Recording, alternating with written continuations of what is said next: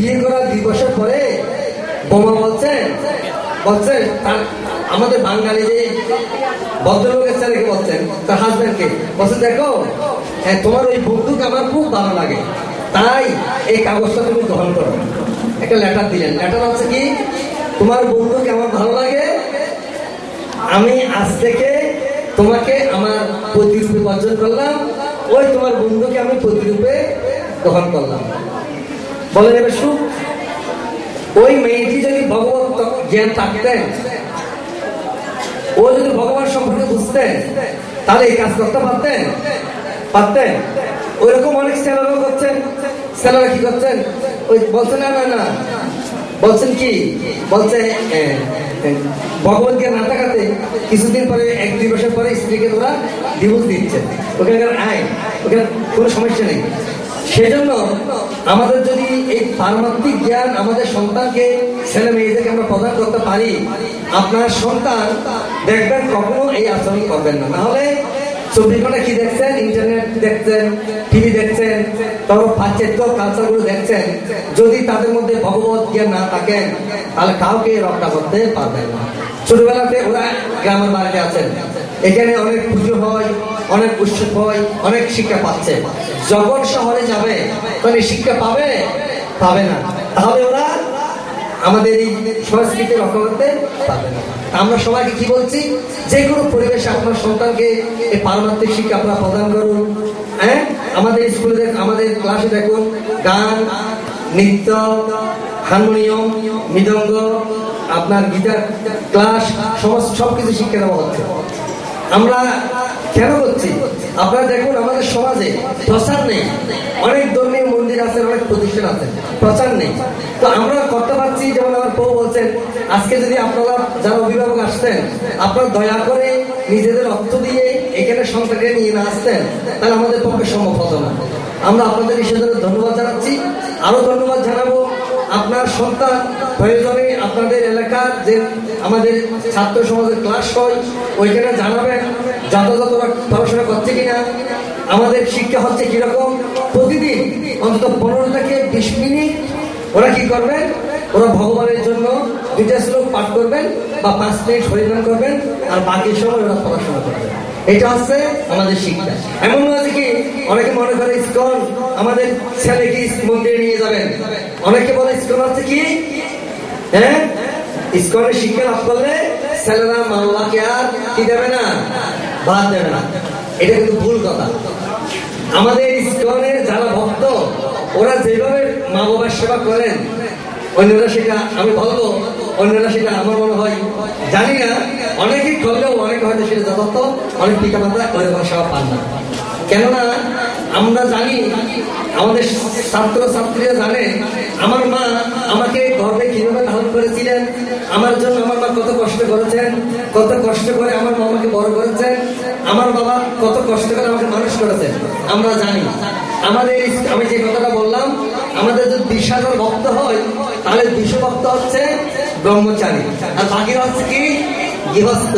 তারা বিয়ে করবেন, তাদের সংসার আছেন, তারা ব্যবসা করবেন, তারা চাকরি করবেন। এটা ভুল। আর আমার গুরু মহারাজ বলছিলেন, যদি আপনার একটা সন্তান যদি ভক্ত হয়, অসুবিধা কি? যদি 5টা ছেলে থাকেন, একটা ছেলে কি হবে, ভগবানের ভক্ত হবে। তিনি কি করবেন, সারা পৃথিবীতে ভগবানের মানে প্রচার করবেন। সে তো ভুল করছেন না, সে হাজার হাজার মাকে মা রাখবেন, আপনাকেও মা রাখবেন। আমরা কি বাড়িতে যাই না? আমরা তো সবাই বাড়িতে যাই, আমাদের মাকে আমরা দেখতে যাই, এবং আমাদের মা যখন ভক্ত হয়, আমাদের মন্দিরের পাশে তাদেরকে আমরা বাসা নিয়ে তাদের সেবা করি। এখানে অনেক ছেলেরা আছেন, এরা তো বাড়িতে আসেন। এই যে আমাদের বউর বাড়ি গেলেন, উনি বাড়ি আসেন না? আসেন। ওর বাড়ি হচ্ছেন এই পাশে, ও বাড়িতে আসেন না? আসেন। পড়াশোনা করছেন এরা সবাই ছাত্র। কথা হচ্ছে কি, আপনারা ওই যে ভুল কথায় কান দেবেন না, বলছেন এই বুঝবে কান দেবেন না, আর বুঝবে কান দিয়ে কানটা কাপড় নষ্ট করবেন না। এটা ভুল সংবাদ। আমরা আমাদের কথা হচ্ছে, যে কোনো পরিস্থিতি আমরা ছেলেদেরকে কি বলি জানেন? আপনার একটা ছেলে, আমাদের প্রতিবেশী যে মুসলমান ভাইরা, তারা 5 ওয়াক্ত অনেকে নামাজ পড়ে না? একবার নামাজ পড়তে হলে কয় মিনিট সময় লাগে? উযু নামাজ সহ 20 মিনিট। 5 বার নামাজ পড়তে হলে কয় মিনিট? 100 মিনিট। ও যদি লেখাপড়া করে, ব্যবসা করে, চাকরি করে 100 মিনিট ভগবানকে দিতে পারে, তাহলে আমার ভাই, আমার সন্তান কেন 5টা মিনিট ভগবানের জন্য বা 20টা মিনিট ভগবানের জন্য দিতে পারবে না? আমরা সেই কথাটাই, সেই শিক্ষাটাই সবাইকে দিচ্ছি। অর্থাৎ আপনি কি করুন, আপনার সন্তান 20টা মিনিট ভগবানের জন্য দেবেন, আর বাকি সময় কি করবেন? ওরা পড়াশোনা করবেন। সেই শিক্ষা যদি ওরা পান, তাহলে একসময় দেখবেন যে কোনো পরিস্থিতির মধ্যে আপনাদের পিতামাতার সেবা করবেন, সমাজের সেবা করবেন, জাতির সেবা করবেন, ওরা ভগবানের ভক্ত হবেন। হরে কৃষ্ণ, হরে কৃষ্ণ, কৃষ্ণ কৃষ্ণ, হরে হরে, হরে রাম, হরে রাম, রাম রাম, হরে হরে। হরে কৃষ্ণ। এই জুন মাসের 21 তারিখ আমাদের চট্টগ্রাম যে ইসকন প্রবর্তক শ্রীকৃষ্ণ মন্দিরে রথযাত্রা উৎসব। বলে জগন্নাথ বলদেব সুভদ্রা মহারানী কি। এবার আমাদের 3টা রথ বের হবে। কয়টা? 3টা রথ। একটা রথে জগন্নাথ, একটাতে বলদেব, একটা থাকবেন সুভদ্রা। আর আমাদের এবার রথে 9 দিন পর্যন্ত প্রোগ্রাম হবে, 9 দিন পর্যন্ত প্রসাদ দেওয়া হবে, 9 দিন প্রোগ্রাম চলবে আমাদের মন্দিরে।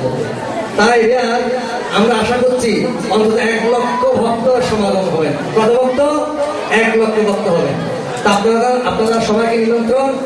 আমাদের এবার রথে বিশাল বাজেট, 35 লক্ষ টাকা এবার রথের মধ্যে খরচ হবে। কত টাকা? 35 লক্ষ টাকা রথের মধ্যে খরচ হবে। বিশাল অনুষ্ঠান। আপনারা সবাইকে নিমন্ত্রণ, আমন্ত্রণ। আপনাদের বন্ধু বান্ধব, প্রতিবেশী সবাইকে নিয়ে জুন মাসের 21 তারিখ সকাল 10:00 আমাদের মন্দিরে আপনারা উপস্থিত হয়ে এই রথযাত্রার উৎসবকে আপনারা সার্থক করবেন এবং জগন্নাথের কৃপা আপনারা লাভ করবেন। জয় জগন্নাথ বলদেব সুভদ্রা মহারানী কি। জগন্নাথের রথযাত্রার উৎসব কি। ছাত্র সমাজের আঞ্চলিক কল্যাণ উৎসব কি। ছাত্র ছাত্রীবৃন্দ কি, অভিভাবক বৃন্দ কি, অনুষ্ঠান আয়োজনকারী ভক্তবৃন্দ কি। হরে কৃষ্ণ। ধন্যবাদ। ব্রহ্মচারী